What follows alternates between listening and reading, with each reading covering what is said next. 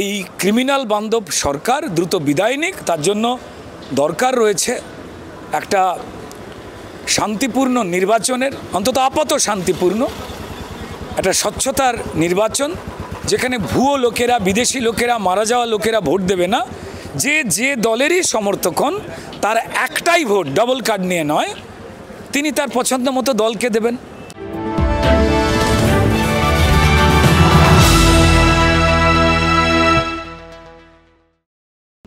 শালবনীতে সৌরভ গঙ্গোপাধ্যায় বলেছিলেন তিনি ইস্পাত কারখানা করবেন, কিন্তু সেটি বাস্তবায়িত হয় বস্ত্রশিল্পে।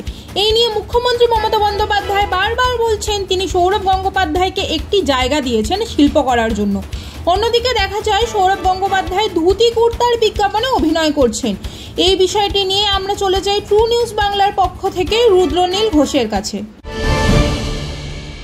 দেখুন, সৌরভ গাঙ্গুলি তার নিজের খেলার গুণে জনপ্রিয়তা এবং ভালোবাসা মানুষের পেয়েছেন।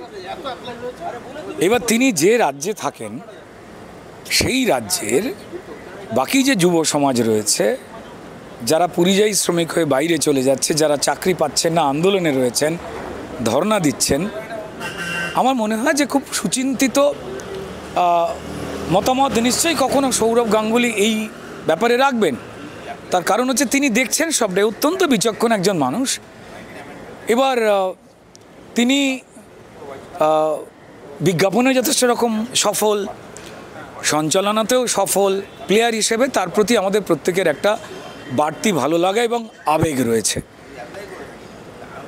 এবার তিনি চোখের সামনে ভালো মন্দ সবটাই দেখছেন। একজন বিচক্ষণ ব্যক্তি হিসেবে তার ইচ্ছা যে তিনি যে রাজ্যে থাকেন সেই রাজ্যের মানুষজনের দুঃখ দুর্দশার সঙ্গে দাঁড়াবেন বা সেটাকে নিয়ে কথা বলবেন, নাকি যারা এই রাজ্যের উন্নতির বিরুদ্ধে তাদের সঙ্গে কথা বলেন, এটা তাঁর একদম ব্যক্তিগত অভিরুচির ব্যাপার। সৌরভ গাঙ্গুলিকে অবশ্যই তিনি আমারও বাকি অন্যদের মতো পছন্দের মানুষ, কিন্তু এগুলো তো একটা মানুষের একান্তই ব্যক্তিগত বিষয় যে তিনি কার পাশে থাকবেন, কিভাবে থাকবেন। তো এ নিয়ে বাকি সমস্ত কিছু দেখছেন পশ্চিমবঙ্গের মানুষ। তিনি একজন ব্যবসায়ী এবং তার সঙ্গে সঙ্গে তিনি ইন্ডাস্ট্রি গড়ার কথা বারবার বলছেন। সেই ইন্ডাস্ট্রি আমরাও দেখতে চাই এবং আমরাও দেখতে চাই যে সেই ইন্ডাস্ট্রিতে প্রচুর বাঙালি ছেলেমেয়ে, বাংলার ছেলেমেয়েরা কাজ করছেন। এর মাঝখানে ইনি জামা কাপড়ের একটা ব্যবসা খুলেছেন। তো যদি সেখানে বাঙালি ছেলেমেয়েরা কাজ করে তো তাহলে ভালো কথা। কোনটা তিনি করবেন আর করবেন না এটা তাঁর একদম ব্যক্তিগত অভিরুচির ব্যাপার রয়েছে। আর বিজ্ঞাপনে তো ওনাকে মানুষ দেখতে পছন্দ করেই, সেই জন্যই বিজ্ঞাপন দাতারা ওনাকে যথেষ্ট ভারী পারিশ্রমিক দিয়ে নেয়, তাই না? একজন আন্তর্জাতিক ব্যক্তিত্ব উনি। আমরা বারবার দেখতে পাই বিদেশ থেকে বিভিন্ন কোম্পানি আসছে পশ্চিমবঙ্গে ব্যবসা করতে, কিন্তু কোম্পানিগুলো বন্ধ হয়ে যাওয়ার কারণ হিসেবে তিনি কি বলবেন? দেখুন, শিল্প বান্ধব পশ্চিমবঙ্গের মাটি সব দিক দিয়ে, যদি না সেখানে ক্রিমিনাল বান্ধব সরকারটা উঠে যায়। এই ক্রিমিনাল বান্ধব সরকারের জন্য আজকে দেখুন, শিল্প গড়তে গেলে যে কোনো শিল্পপতিরাই জানে যে প্রথম যে নিরাপত্তাটা সেটা দরকার, সেটা হচ্ছে লোকাল নিরাপত্তা। অর্থাৎ উৎপাত করবে না তাদের নিয়ে এলাকার ক্রিমিনালরা, তোলাবাজি করবে না, কারখানা বা যে কোনো ব্যবসাপাতির জায়গা সেটা বন্ধ করে দেবে না এত টাকা না দিলে। এটাই তো একটা নিয়ম, যেগুলো হবে না। তবেই তো একজন ব্যবসায়ী যিনি অত্যন্ত বুদ্ধিমান হন তিনি সেখানেই শিল্প গড়েন। বা দুম করে একটা হরতাল হয়ে গেল, এরম জায়গায় তো কোনো ব্যবসায়ী শিল্প গড়বেন না যেখানে পরিষ্কার তৃণমূলের লোকাল নেতা মন্ত্রী তারা এসে বলল আমার মিছিলে লোক দরকার রয়েছে, আজকে কারখানা ধর্মঘট, সবাই মিলে মিছিলে যাবে। তো এইভাবে তো লোকসানগুলো হয়েছে। প্রচুর হাজার হাজার ছোট শিল্প উঠে গেছে, বড় 36টা শিল্প উঠে গেছে। তার মধ্যে লাস্ট বড় শিল্প উঠে গেল আমাদের ছোটোবেলা থেকে যেটা নিয়ে আমরা বড় হয়েছি, ব্রিটানিয়া বিস্কুট খেয়ে আমরা বড় হয়েছি। আর সেই ব্রিটানিয়া হাঁপ ছেড়ে বাঁচল পাশের বিজেপি শাসিত রাজ্য উড়িষ্যায় তাদের ব্যবসা শিফট করাতে। এটা কি খুব একটা সুখদায়ক ঘটনা, নাকি এগুলো ব্যবসায়ী সৌরভ গাঙ্গুলি বা অন্যান্য ব্যবসায়ীরা জানেন না?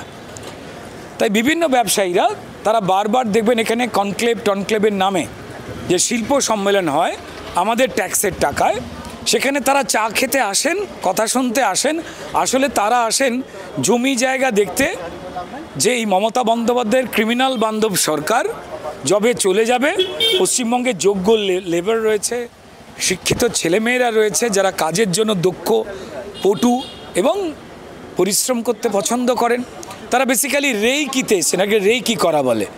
তো ডেফিনেটলি যখন পরিবেশ আসবে তখন নিশ্চয়ই তারা শিল্প গড়বেন। আবার বলছি 34টা বড় শিল্প উঠে চলে গেছে, আর শিল্পগুলো থেকেই যা রোজগার হয় সরকারের, সেটা দিয়েই আমাদের শিক্ষা, স্বাস্থ্য, রাস্তাঘাট, মাইনে করি, এগুলোর উন্নতি হয়।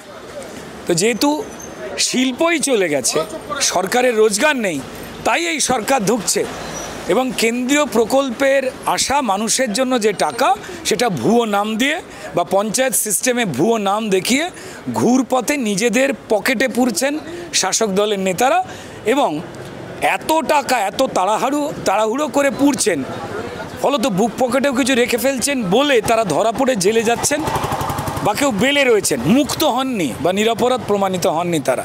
তো চাই পশ্চিমবঙ্গের মানুষ চান যে এই ব্যবস্থার দ্রুত বদল হোক। ভোটের আগে এই যে এসআইআর প্রক্রিয়া হচ্ছে এই বিষয়ে তিনি বললেন, এই ক্রিমিনাল বান্ধব সরকার দ্রুত বিদায় নিক, তার জন্য দরকার রয়েছে একটা শান্তিপূর্ণ নির্বাচনের, অন্তত আপাতত শান্তিপূর্ণ একটা স্বচ্ছতার নির্বাচন, যেখানে ভুয়ো লোকেরা, বিদেশি লোকেরা, মারা যাওয়া লোকেরা ভোট দেবে না। যে দলেরই সমর্থক হন তার একটাই ভোট, ডবল কার্ড নিয়ে নয়, তিনি তার পছন্দ মতো দলকে দেবেন।